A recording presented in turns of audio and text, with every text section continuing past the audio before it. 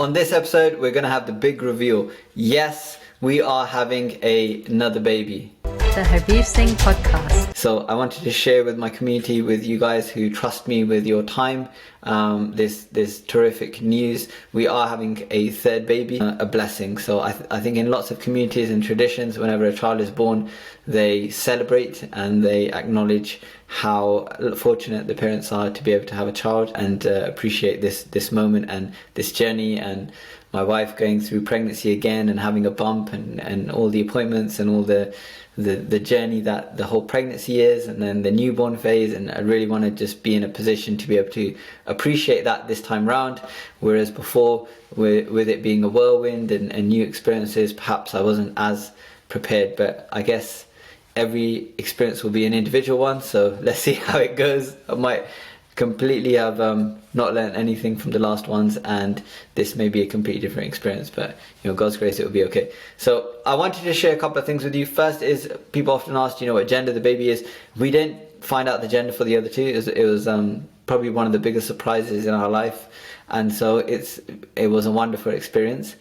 And we want to be able to have that experience with the third child as well. So we won't be finding out the gender, but totally respect parents who choose to find out the gender so that they can prepare. Another topic in terms of the birth plan and the things that, if you are at that stage and you're going to have a baby or you're planning to have one, then it's things that you need to consider. Who's going to cut the umbilical cord? Who's going to reveal the gender to the baby if you haven't found out already? So all those exciting plans that you get to make, and then hopefully it works out and everything goes well. The purpose of this podcast is actually a bit darker. When our second child was born, I really struggled. I struggled with probably it was fatigue, but it was probably compounded by the fact that my brother had passed away recently, and it was all a bit much at that period of time. I was trying to run a business and trying to also work in the NHS. I was working quite far away from home, and it was all compounding. I was exhausted, I wasn't sleeping. My wife was looking after the newborn, rightly so, and I had my son, which I wasn't used to. I was sleeping with him, trying to put him to bed every night, and it was probably a mixture of burnout and lots of other things. So that was a difficult period of time, but God's grace of being able to come through that, and I'm in a much better place now. I wrote a blog article after going through that experience, and I'll link to that blog article, or I will paste it into the description box.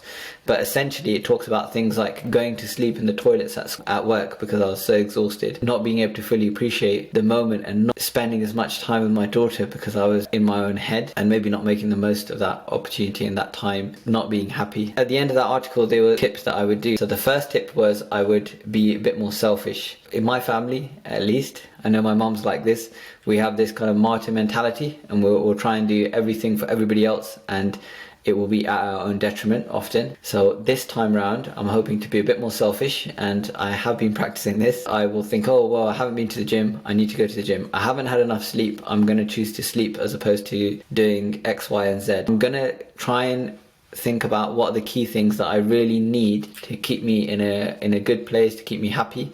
And that is things like doing meditation, sleeping, getting enough rest, reading, going to the gym, having hot baths. I want to create a schedule to ensure that none of these things slip, because I notice that my well-being slips when these things schedule them in and try and religiously protect that schedule. So I'm getting to do these things, and if there's times when the baby's ill, these things start to slip on a consistent basis, then that's a warning signal for me to do something and change something in my life. Maybe drop some work, maybe hire a nanny, get some additional support, even if it means taking out a second, third mortgage. It may sound silly, but they're really important to me to make sure that I'm in a better place so that I can be a better parent. Because if I'm not in a good place, then I'm not going to be much good to my wife or my family. It's very important to look after yourself as a priority and be selfish. The second point is I would seek resources. So I have a friend in Scotland, and I will call him probably, or chat via WhatsApp once a week. My cousin, there's a network of men now who I touch base with regularly, and just speaking to them, even if it's a message via WhatsApp, I just feel like it's a decompression exercise. I feel better after having spoken to them, even if it's nothing meaningful. It's just checking in with each other and being able to relate to each other. We're all parents, we're all dads. It's really nice speaking to somebody who's in the same boat. It's nice just to be in a network of other males who are going through the same thing, who can relate to how you're feeling and what you're going through. And I didn't appreciate this. I was very much busy with work. Wasn't deliberately trying to maintain these social connections, and so this time around I'm really going to work hard to try and maintain those networks, those maybe 2 or 3 people that I touch base with on a weekly basis, just to catch up, have a chat, maybe go for a walk. Something that I was lacking, and this time around I have in place, and I really need to make sure that continues. There's a book called The Village Effect, which I recommend to everyone, and that talks about the protective impact of having these social bonds and how good they are for our health, and how loneliness is actually a bigger risk factor than smoking and obesity for death and disease. And it goes some way as to explaining why women generally live longer than males, something like 6.5 or 7 years longer on average than males do. Theory is that it's because of those bonds that they have with other people, and it allows them to decompress, and so psychologically they're more robust, which means the hormones that they release, their neuroendocrine system is less worn and has less mileage, and they're able to survive longer as a result. The third thing is I really want to prioritize mental health. What I mean by that is I could be physically healthy, I could be doing great at my job, I could be having a great time with the kids. All of these things contribute to my mental health, but it's really important to put my mental health first, is one thing that I'm realizing with age. All of those things could be right, everything could be going good. If I'm not in a good place, then nothing really has the same impact. So I want to prioritize checking in on myself and thinking, oh, how am I getting on? How am I doing? What do I need to change? What do I need to keep doing so that I feel happy? If I'm happy, I know I'm able to change. I know I'm able to be productive. I know I'm able to cope with stress better.